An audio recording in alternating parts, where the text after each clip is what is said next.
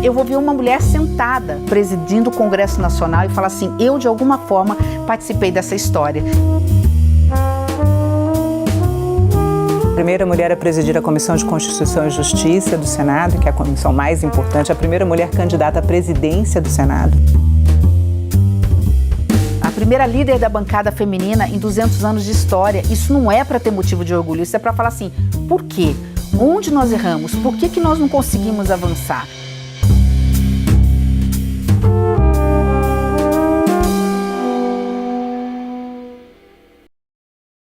Ministra Simone Tebet, muito obrigado por aceitar o convite para participar do Salão Nobre.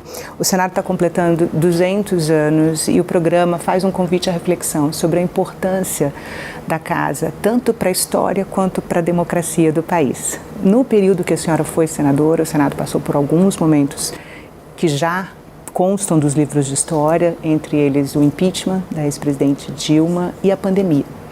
Eu queria começar falando sobre a pandemia. O Parlamento se viu, assim como todo mundo, diante do desafio do isolamento e precisando deliberar sobre propostas fundamentais e emergenciais para a população. Qual foi a importância do Parlamento naquele momento para o país? Bom, Renato, primeiro é um prazer poder estar aqui, conversar com o Brasil através da TV Senado e nesse programa que obviamente faz história e garante resgatar e ter sempre a memória viva da história no Brasil.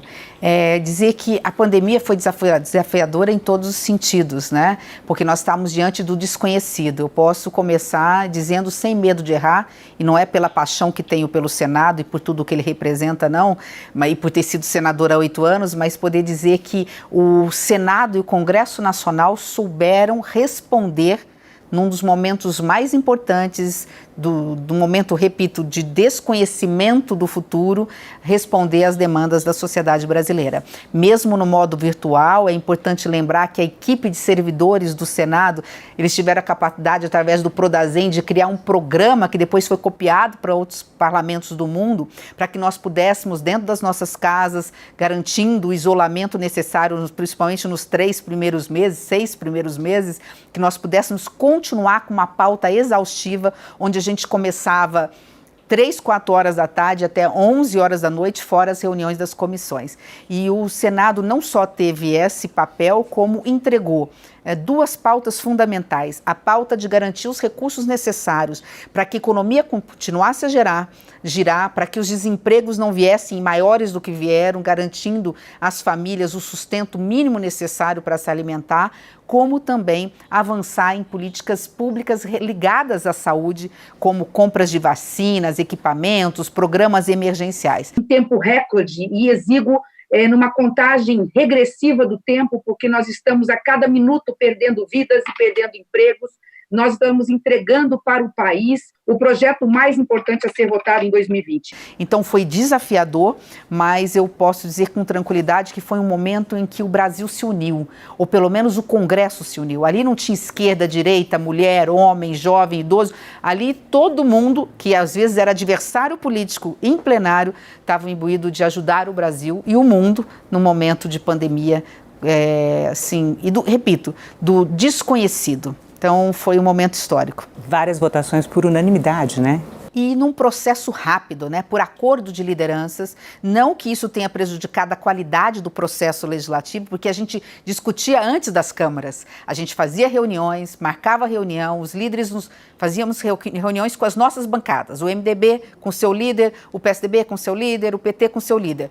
A gente dava o ok para o líder, pode falar em nosso nome, ia na reunião de líderes, eram horas intermináveis de debates sobre cada projeto importante ou relevante, e depois no plenário íamos todos em votação. E muitas vezes votações relâmpagos, porque o momento exigia isso, né? Mas lembrando, era relâmpago que havia se passado nas madrugadas, nos dias anteriores, todo um debate que antes eram feitos à luz do dia, no sentido da TV Senado estar explicitando, e naquele momento exigia, né, que se fizesse nos bastidores. A senhora teve destaque na CPI da pandemia, né? E a sua atuação a colocou na oposição ao governo Bolsonaro na época. Já é possível olhar para trás e entender qual foi a importância dessa comissão parlamentar de inquérito para a história do país? Sem dúvida nenhuma. ela foi um divisor de águas e ela mudou o processo eleitoral recente no Brasil. Eu não tenho dúvida que sem a CPI e sem uma pandemia, que o resultado eleitoral poderia ter sido outro.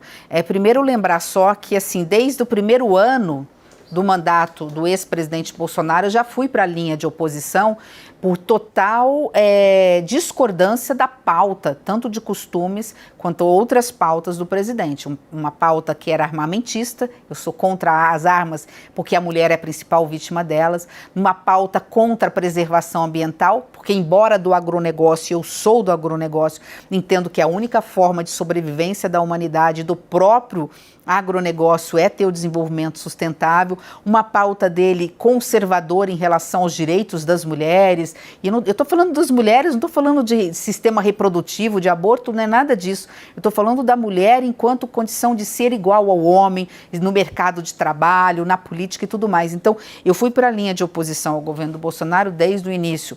E ele se mostrou, né, um presidente anti-vacina, anti-ciência. Então, a CPI, quando o momento que o Brasil mais precisou de um presidente que protegesse as nossas crianças, as nossas mulheres, os nossos idosos, que pelo menos garantisse a liberdade da população tomar vacina, a CPI mostrou a quantidade de tempo que nós perdemos, de e-mails que os grandes laboratórios apresentavam para fornecer ao Brasil as vacinas, querendo que o Brasil fosse um dos primeiros países do mundo a vacinar, e quantas pessoas, né, quantas vítimas fatais, quantas pessoas morreram antes de receber a vacina por conta dessa omissão dolosa do governo passado. A CPI fez ecoar um grito ensurdecedor de milhares de familiares que choram até hoje a dor da morte prematura de seus entes queridos. Ministra, outro momento que a senhora foi bastante atuante, que também esse já consta dos livros de história, foi o impeachment da ex-presidente Dilma. A senhora foi atuante na comissão especial do impeachment. Como que a senhora avalia hoje o processo do Senado? Primeiro, um processo legítimo e democrático, mas que nos traz algumas reflexões. É importante lembrar o que é impeachment no Brasil, e se nós já tivemos, num curto espaço de tempo, pelo menos 2 impeachments e uma série de tentativas ou de ameaças de impeachment, alguma coisa está também errado nesse processo, no processo legal. Uma lei de 1950, no ano de 2024, significa que talvez nós precisemos repensar a atualização dessa lei, o que efetivamente é grave, é crime para gerar um processo de impeachment. Naquele momento, todos os elementos jurídicos e políticos estavam presentes. Então, votou certo quem votou a favor do impeachment e também votou certo quem votou contra, porque os elementos jurídicos estavam presentes ali, né? As pedaladas fiscais, a contabilidade criativa, que é considerado crime de responsabilidade, estava ali. Mas é um julgamento político, né? Exatamente. O impeachment é um processo jurídico-político. Aí vem a segunda etapa. Tendo a base jurídica, cabe a cada parlamentar, de acordo com a sua consciência, de acordo com a sua convicção, trazer o elemento político. Esta é uma casa política, senhores. Não vivemos numa bolha. Temos que levar em conta, sim, o conjunto da obra e analisar e mostrar para a população brasileira que estamos julgando, sim, a senhora presidente da República por irresponsabilidade fiscal que quase levou à quebra deste país. O elemento político mais forte ali presente foi a incapacidade da ex-presidente Dilma continuar a governar um país cuja economia estava em frangalhos, onde na rua havia esses movimentos muito fortes, porque não há impeachment sem a vontade popular, sem o apoio popular. Então o processo foi legítimo, mas que traz de novo, e eu falei isso já lá atrás, faria do mesmo jeito, faria a mesma coisa, um repensar nessa lei. Nós talvez tenhamos que restringir mais o que é considerado elemento como crime de responsabilidade para iniciar o processo. E da mesma forma, isso eu sempre critiquei, porque dei aula 12 anos de direito público nas universidades. Não é possível o processo de impeachment no Brasil ficar na mão de uma única pessoa, porque quem pode abrir o processo, iniciar o processo não é nem a Câmara dos Deputados, né? É o presidente, não é nem a mesa diretora da Câmara dos Deputados, que poderia ser uma alternativa. É o presidente da Câmara, seja ele qual for. Não estou fazendo crítica a A, B ou C. Quem quer que sente naquela cadeira tem a caneta na mão e tem o poder do destino de um presidente da República. Isso é muito poder que pode levar, não digo que está levando, mas pode levar a discussão discussões não republicanas. Então, repensar esse processo, eu acho que seria saudável para a democracia no Brasil. Ministra, no seu discurso inaugural na tribuna do plenário do Senado, a senhora assumiu o compromisso com a luta por direitos das mulheres. A senhora delimitou o que seria a sua atuação no Senado, mas assumiu esse compromisso específico.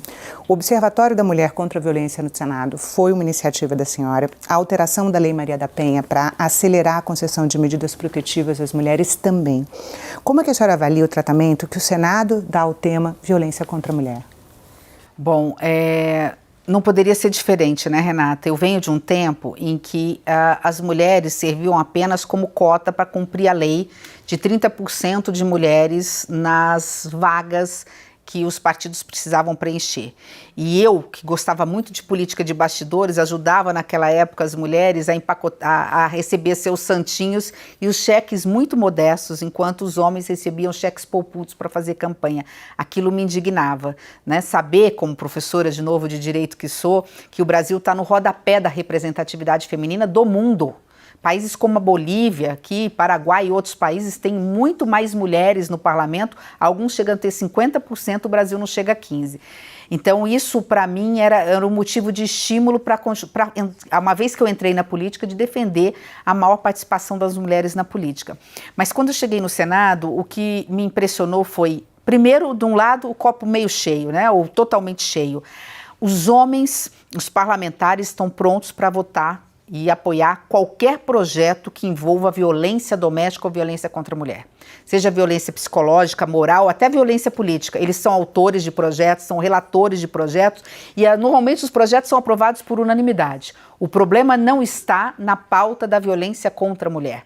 Nós avançamos de 2015, assim como há muito tempo não se avançava, desde a lei do feminicídio, que foi de 2015 até agora. O problema está, Renata, quando a gente fala de espaço de poder.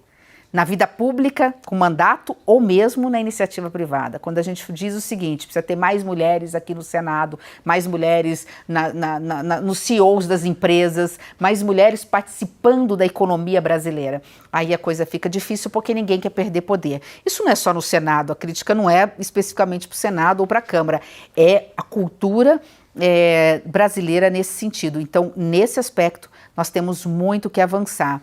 As pessoas falam assim para mim, sempre me perguntam, você sempre teve primeiras vezes, foram muitas primeiras vezes na minha vida. Isso não me dá zero motivo de orgulho, porque eu falo, em pleno século XXI, eu ter sido a primeira mulher prefeita da minha cidade, depois reeleita, a primeira mulher vice-governadora do meu estado, não tem sentido. A segunda senadora do meu estado. Quando eu cheguei no Senado... A primeira mulher a presidir a Comissão de Constituição e Justiça do Senado, que é a comissão mais importante. A primeira mulher candidata à presidência do Senado também. Em 200 anos de história. A primeira líder da bancada feminina em 200 anos de história. Isso não é para ter motivo de orgulho. Isso é para falar assim, por quê?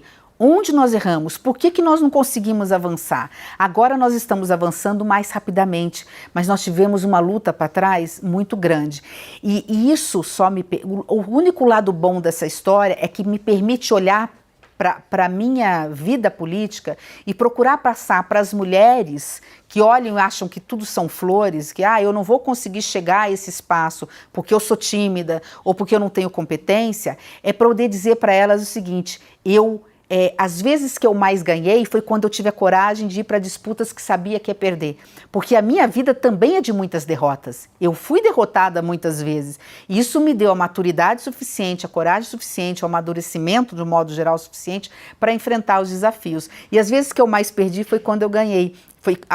Eu levei, algumas portas se abriram por conta disso. A presidência da comissão mais importante do Congresso Nacional foi justamente porque eu enfrentei dentro da minha bancada uma disputa para presidir a presidência do Senado, eu perdi dentro da bancada e quando houve um movimento vencedor, o PSDB chegou e falou assim, a Comissão de Constituição e Justiça é nossa, mas nós vamos abrir mão para você porque você foi decisiva para o processo. Se for para você, aí meu partido ratificou, obviamente, e eu virei a primeira mulher, mas é porque eu tive coragem de romper uma estrutura. Da mesma forma, quando eu fui candidata à presidência do Senado contra o Rodrigo, que tivemos uma disputa extremamente saudável. A primeira coisa que eu fiz quando perdi foi abraçar o Rodrigo. E aí, o que fez? O Rodrigo, para poder ter voto de algumas mulheres, ele falou assim, eu vou prometer criar a liderança da bancada feminina. Uma das coisas que mais me comove e que mais é motivo para mim de orgulho é, de fato, o cumprimento desse compromisso que fiz com as mulheres de criar a liderança da bancada feminina no Senado Federal. Ele prometeu, na outra semana ele já estava criando, no outro mês ele já estava criando a bancada feminina, porque ele é muito correto nos seus posicionamentos. Ele criou a liderança da bancada feminina, as mulheres se reuniram e falaram: Simone, se você não fosse candidato, o Rodrigo não ia prometer e nós não teríamos a liderança. Então você é, por aclamação, a primeira líder da bancada feminina. E só para esclarecer que a liderança da bancada feminina garante assento no colégio de líderes no Senado e garante a permanência da pauta. E foi decisiva na CPI. As mulheres brilharam a CPI porque elas falaram de vida, então elas falaram de saúde pública, elas colocaram o coração e a alma naquela CPI, e os momentos mais emblemáticos da CPI foram as mulheres, foram cavados pelas mulheres, para você ver como a história se desenvolve. E eu sabia que ia perder por Rodrigo, porque o candidato natural era um outro candidato do MDB, que tinham 3 candidatos, que de última hora todos foram desistindo, e faltavam não sei quanto tempo, 15 dias, ou não sei se faltavam 3 semanas, eles falaram, todos desistiram e falaram assim: olha, nós não temos votos, você quer ser candidata? Eu falei: eu quero, porque eu quero uma voz de uma mulher falando naquele momento na candidatura a presidente do Senado. E eu falei isso mais de uma vez, e já dei esse depoimento. Eu quero ser a primeira candidata, porque depois, velhinha de bengala, na frente de uma televisão, se é que nós vamos estar acompanhando os noticiários pela televisão até lá, espero que sim, espero que seja breve, né, eu vou ver uma mulher sentada, presidindo o Congresso Nacional, e falar assim: eu, de alguma forma, participei dessa história. Então, eu acho que é mostrar para quem está nos assistindo que as vitórias, elas não vêm fáceis, mas a gente ganha mesmo quando a gente enfrenta disputas sabidamente perdidas, porque a gente vai estar sempre construindo algo no meio desse caminho. Hoje a senhora está no comando do Ministério do Planejamento, lutando para que a lei que promove igualdade salarial entre homens e mulheres seja cumprida. A senhora bateu na tecla durante o seu mandato, apresentou na campanha à presidência da República e apresentou a proposta ao então candidato Lula, né, como uma premissa para apoiá-lo no segundo turno. A senhora pode falar um pouco sobre essa experiência? É um outro exemplo, e bom que essa pergunta tenha sido seguida da anterior, é um outro exemplo de uma disputa que eu fui sabendo que ia perder, né? Meu partido ia sair rachado entre Bolsonaro e Lula, havia uma tendência talvez um pouco maior para Bolsonaro, a gente não sabe aí na conta, e o presidente do partido disse o seguinte: nós precisamos de uma candidatura própria que una o país e que possa falar em nome do centro democrático. Sabia que não tinha chance, a chance era 0,1% talvez. Eu falei: eu vou, desde que eu tenha liberdade nos debates, poder falar em nome das mulheres aquilo que eu acredito. E eu tive toda a liberdade na campanha. Só não esperava, de novo, né? Eu atirei no que vi e acertei no que não vi, ou acertamos no que não vi. Eu queria falar de democracia, nós queríamos falar de pautas defendendo, né, a sociedade brasileira, a família, as mulheres, enfim, uma diminuição da desigualdade social e tudo mais. E quando foi no segundo turno, eu tive que tomar uma decisão, porque vi que a eleição estava muito apertada entre os candidatos, em nome da democracia e das pautas que eu acreditava, não tinha outro caminho a seguir, e eu fiz 5 pedidos para o presidente Lula de pautas de políticas públicas, entre elas um projeto que garantiria a igualdade salarial entre homens e mulheres na mesma função, com o mesmo currículo, com o mesmo tempo de serviço. Não só o presidente Lula colocou isso na campanha dele, no programa dele eleitoral, como colocou o projeto em votação no primeiro ano do governo. O Congresso Nacional, em peso, votou favorável, hoje é lei, e agora é uma questão de construção. Vai levar um tempinho ainda, talvez, alguns poucos anos, mas a gente vai começar a diminuir cada vez mais essa diferença de salário entre homens e mulheres, que é decisivo para a economia do Brasil, porque a mulher, quando ela ganha o salário, ela coloca toda dentro da família, ela coloca todo na economia. Isso gira a economia, gera emprego e renda. E, assim, muito feliz por conta disso. Aliado a isso, teve o Poupança Jovem, que é o atual pé de meia, né? Porque, como professora, eu vejo que o grande problema do Brasil não é só a educação. É o nosso jovem do ensino médio que nem estuda e nem trabalha, porque ele precisa ajudar no orçamento doméstico, ele precisa ajudar dentro de casa. Então, ele para de estudar. E aí, esse cartãozinho, que também é um projeto que foi aprovado no Congresso Nacional, né, garante a esse jovem a poupança que ele vai sacar em 3 anos e um dinheirinho que ele vai sacar todo mês para não parar de estudar. Eu queria conversar sobre pacto federativo. No seu primeiro ano de mandato, a senhora propôs uma comissão especial para avaliar o pacto federativo e a senhora foi vice-presidente dessa comissão. Na época, a senhora dizia que o Brasil não tinha uma federação de verdade, né, e que isso era uma ameaça à democracia. A senhora falava especialmente da distribuição de recursos públicos e do acesso de municípios a recursos públicos. No comando do Ministério do Planejamento hoje, isso ainda é um desafio? É um desafio e nós temos um programa específico que vai começar a rodar o Brasil esse ano, nós já estamos fazendo sobre isso. Porque assim, a gente fala muito de desigualdade social.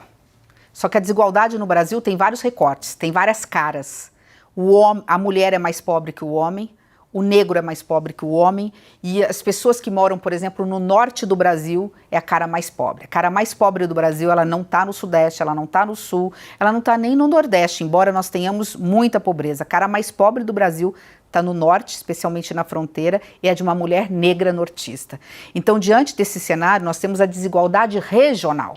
Nós temos um Brasil como São Paulo, que se assemelha aos grandes países com os melhores IDHs do mundo, e nós temos a mais absoluta miséria em regiões de fronteira. Então, esse desenvolvimento regional, ele precisa acontecer. Nós criamos dentro do Ministério as 5 rotas de integração regional, integrar a fronteira do Brasil, que pega 12 estados da Federação Brasileira, não é pouca coisa, 12 estados, vai do Amapá ao Rio Grande do Sul, passando pela fronteira, integrando com os países da América do Sul. Integrando, pensando em comércio exterior. Quando a gente fala de comércio exterior, com rodovia, ferrovias, portos, aeroportos, que estão quase todos já construídos, nós estamos falando de geração de emprego, de renda, de troca de mercadorias, e troca cultural, turística e tudo mais.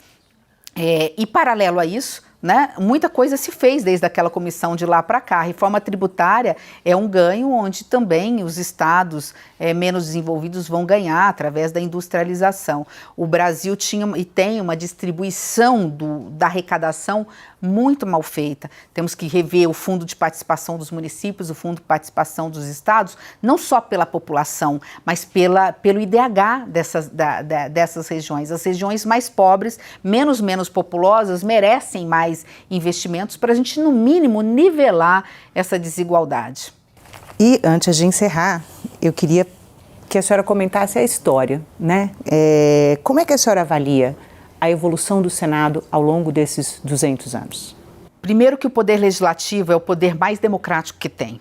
Porque ali você, seja na Câmara de Vereadores ou no Senado Federal, você tem esquerda, direita, centro, você tem pessoas que têm religião, outras que não têm, que trazem as suas convicções pessoais, os seus projetos políticos, ouve a sociedade, cada um tem uma visão do Brasil que nós queremos. Então isso é democracia pura, na veia, é o poder mais democrático. Só que de todas as casas do legislativo, a grande casa revisora, a grande casa reflexora, a grande casa que tem a capacidade de visualizar o Brasil no seu horizonte, né? Tem uma visão horizontal de Brasil, mas também uma visão vertical dos problemas na sua profundidade, é o Senado Federal. Não é porque eu fui senadora e não fui deputada federal, é porque são os fatos. Não é à toa que você precisa ter 35 anos para poder ter direito a se candidatar a uma eleição para Senado Federal. Quando você olha o Senado, você está falando de ex-governadores, ex-ministros de Estado, ex-presidentes da República, ex-prefeitos, inclusive de grandes capitais. Isso traz uma bagagem, uma experiência fundamental. Então, o papel do Senado Federal é de ser o guardião da Federação Brasileira, o guardião da democracia e o guardião do país. Ele tem a capacidade de achar, junto com o Executivo, e resolver os grandes problemas e as grandes mazelas do Brasil. O que eu acho apenas é que o Senado precisa repensar também, nesse momento, o que ele está fazendo. Não deixar que a polarização que hoje assola o Brasil entre com tanta profundidade dentro do Senado Federal. Que ele está cumprindo a sua missão, a reforma tributária foi um grande exemplo disso, mas não pode se deixar consumir pelos pequenos problemas, os pequenos projetos. Tem que votar, a Câmara apresenta os projetos, o Senado aprova, mas o projeto precisa pensar, o papel do Senado é pensar grande, pensar maior e apresentar as saídas de reformas estruturantes para o Brasil. A reforma tributária foi um passo, mas nós precisamos acelerar esse processo. Ministra, muito obrigada pela entrevista. Eu é que agradeço. Muito obrigada.